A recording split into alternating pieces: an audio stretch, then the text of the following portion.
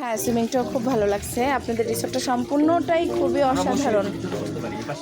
ঠিক আছে, হ্যাঁ, বাট আমার আপনার কাছে প্রশ্নটা হচ্ছে যে আপনাদের এটা নিয়ে পরবর্তী কোনো প্ল্যান আছে আর একটু বড় করার, আরো আকর্ষণীয় করার? অবশ্যই আমরা কোন দিকটা দিয়ে? আমাদের এই পাশের এই ওয়াল পেছনে যে জায়গাটা আছে সেটাও আমাদের হয়ে যাচ্ছে। ওটা হলে আমরা এখানে একটা টাওয়ার বিল্ডিং নিয়ে আসবো, 8 তলা একটা টাওয়ার বিল্ডিং আসবে, যেটাতে নিচে আপনার সুইমিং পুল থাকবে, আপনার জিম থাকবে, কনভেনশন হল থাকবে, এগুলো সবই থাকবে ওই বিল্ডিংয়ের ভিতরে। একদম ইভেন অ্যাকোমোডেশনও থাকবে এখানে। আর এই যে এরিয়াটা দেখতেছে এটার ভিতরে আমরা ডুপ্লেক্স কটেজ আনবো, এই গার্ডেনের মধ্যে গাছের মতো থাকবে, গাছের ভিতরেই ডুপ্লেক্স করে কটেজ বানাবো।